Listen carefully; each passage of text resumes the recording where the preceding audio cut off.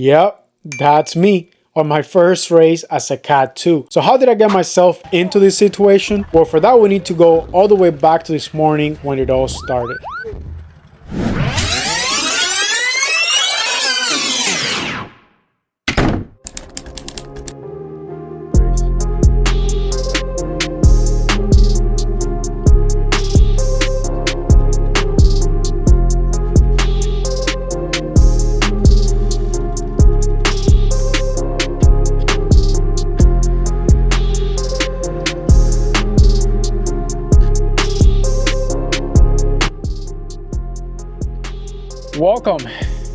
Welcome guys to my first Cat 2 race weekend. I am officially a Cat 2. I got the last few points that I needed last weekend at Swamp Classic. There's going to be a video on the channel from that, so if it's not already uploaded, it will be uploaded pretty soon. It was an amazing weekend, super fun. I finished 7th in the road race, not great.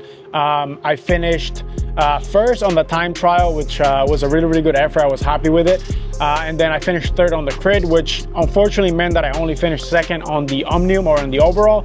But it was enough to get the points that I needed to upgrade to Cat 2, which was my first goal for 2025. But what are we doing today? Today, so you can see, I got my sweet Oak bike back here, Oak Twilight. I got in so many questions about this bike, but there's going to be another separate video where I'm going to be talking about this bike and giving you guys, all my thoughts on it. So that's going to be a whole separate video. So if you want to watch that, make sure you subscribe. But today, what are we doing today? I'm heading down to Miami to race at Ehueco. And if you've been part of the channel, you know exactly what I'm talking about. Super fast crit course down there.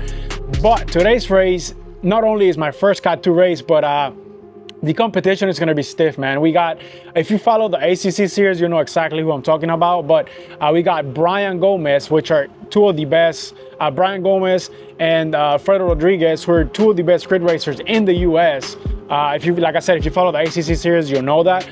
So Alfredo is now racing for City Bikes, and Brian Gomez is now racing for Kingdom Elite, which are two super strong teams down here in Miami, which got even stronger. So for us, for Waldo, it's incredible because we'll get to test ourselves against the fastest racers in the US, which is really exciting. And there's actually some news coming. You'll get to see the team kits for 2025, which I haven't showed in the channel yet. And aside from that, there's some other really cool announcements coming, which are going to be probably in a separate video, not today. But I got to head down. I got about an hour and 45-minute drive, hopefully no traffic. And I got to be there before 11:45 because we got a team meeting to see what the team plan is and how we're going to play this race out. And then I'll bring you guys in on that once we get there. And yeah, man, really excited. My first Cat 2 race.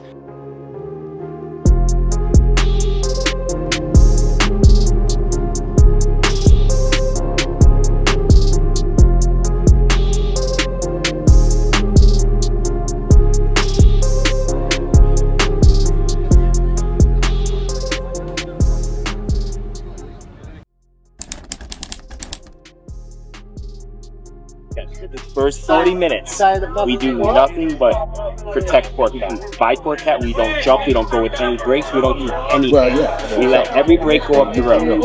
Let other teams work. He will tell us, hey, he will kind of get out of the saddle and sprint a little bit. That's our cue to go to the front, bring it back, 30-second pulse, all of us.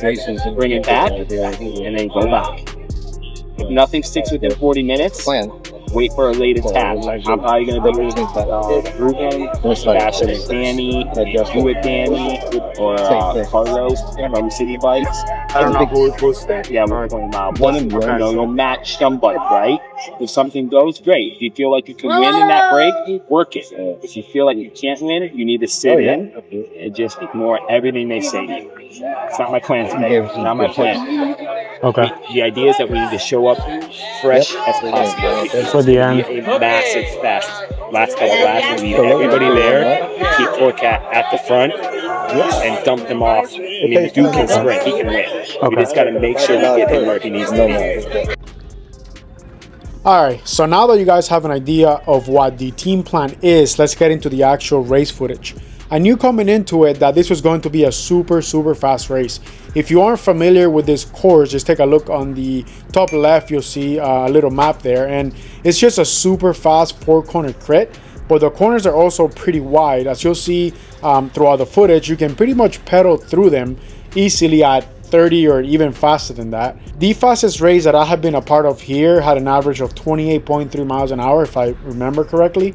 But coming into today, I knew it was very likely that it was going to be way faster than that because of the teams and the riders that I mentioned in the beginning of the video. In today's race, just before the crash happened, yeah, spoiler, well, it's not really a spoiler alert because you guys saw it in the beginning, but we had average over 29.1 miles an hour. I think like 29.1, 29.2, which is over 1 mile per hour faster than my previous fastest race here. As usual, on the right side, we have some data like cadence, speed, heart rate, and power. So just so you guys can have a better idea of the speed and the effort required at times during certain efforts. For the first 40 minutes, we did exactly what was planned and just pretty much rode all together, just protecting our sprinter Torcat, bringing back any move that looked threatening, and make sure that the whole race just stayed together for a fuel sprint.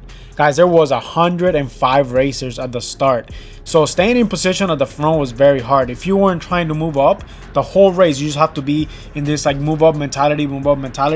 If you just took a bad line, or just, I mean, not even a bad line, just if you went a little bit wide because another rider like caught your line or whatever, you will easily lose 10 to 20 spots. So I'm honestly very happy with how the team rode together for the first 40 minutes. But that being said, what actually matters is the last part of the race, not the first 40 minutes. Waldo is now a DET team or a domestic elite team. We will be taking part in really some of the big ACC series, American Criterium Cup series this year, which is why I wanted to upgrade to Cat 2 early in the year so I can race the few races on the ACC calendar that allow Cat 2s on the pro field as I work my way up to Cat 1 hopefully by the end of this year. So that means that we are still getting used to racing together as a team. Some of these guys I had never raced with before. This was my first time racing with them, not only this year but on this race specifically. So we're still just trying to see what works out, who does what best, and just trying out new race strategies every different race that that we do together, just to see what works best, to be honest. That's why I said in the beginning that I was very happy with how we were able to just stay together and follow the plan as it was intended for the first half of the race. Coming into this race, we really didn't have any big experience of us racing together and know who was good at what and all that. So I was very, very happy with how we were able to just stick to the plan. It was very nice to see also how the team kind of just came together, and everybody, you could tell that everybody was just racing very selfless, because we all have the same end goal, which is for the team to win, no matter who the actual racer that actually wins the race is. If somebody from the team wins, then we all win. So you can even see here Justin here, who is our team captain, working his ass off at the front, making sure nothing went off the road. Like we agreed, in the beginning, as you guys heard on what the plan was, right? And he is a multiple winner here in this exact crit that you're watching right now down at El Hueco. So to see him actually doing what he was doing and what we set out to do, and just following the plan exactly how we, how it was intended, and how himself, explained it in well, you guys already saw that, but like I said, that was just seeing him do that and race selfless was actually like really inspiring, because like I said, he's won here multiple times, and we are trying out different strategies, like I said, and he raced very selflessly. Sorry about that. It was very inspiring to see. So you know what they say, like just live by example, right? So that is great to see, and he's willing to put himself out there for the better of the team and for us to just try out different strategies. So I really, really like that. So it just pretty much motivated me to do the same thing as well. So he had been on the front for a while, and I saw him looking back. To me, it seemed like he was looking for teammates, because he had been up there by himself. I didn't see anybody else around me at the time, but I was starting to move up. So I did see a move that was going off the road, which had Brian Gomez and Alfredo Rodriguez, both of them at the same time. So we knew for sure this had to be brought back. So at this point, I had already been on the chase for a little bit, and I was hurting, and I heard Justin from behind just yelled at me, go, go, go. And I mean, that's exactly what I did. What am I supposed to do? I just gritted my teeth and just went, because at the end of the day, that was my job. That's what I was there for, to just bring moves back, make sure that we brought this to a field sprint, make sure that Torcat had a easier ride towards the back of the peloton. And every other team pretty much noticed that move, and that it was really threatening having both of them you know, out there. So I knew that I did my pull, and I knew that after that everybody else was going to come and work, and that move was actually brought back rather quickly. And exactly as Justin said in the team meeting, he said watch out for the late attack, for the late move, like 40-50 minutes in, and that's exactly what ends up happening. There is a move that goes up the road, but luckily for us it was actually perfect because Justin managed to get in it, which it was great because that meant we could just ride around the peloton, save some energy. We didn't have to waste any guys, any energy to bring that back because Justin was in it. So this was actually perfect. This played exactly how we wanted to. It literally couldn't be any more perfect. So right here, there's Sebastian, there's Matt right here in front of me on the white Trek, and there's Sean to my left. And I believe the Torcat is on my wheel. If I remember correct, yeah, he is actually on my wheel. He comes past me right here in a second. There's a little like hole right here on the road. Yeah, there he is. He goes over. He jumps on it. Jumps over it. And guys, you can tell like the energy on the peloton is starting to change. Like it like you can like the speed is just so high. And I'm not gonna sit here and say like, oh, I've been a part of a million of these races. I have so much, because I really don't. I just started racing like the P12 crits, and it is so different than racing a 4.5, a 3.4. Like you can tell, like we're cruising at 32 miles an hour, and we just went over the line. And that right now we're so 2 laps to go. This lap that we're on, and then 1 more lap. And as you can see, I'm trying to move up. I'm trying to bring Torcat with me.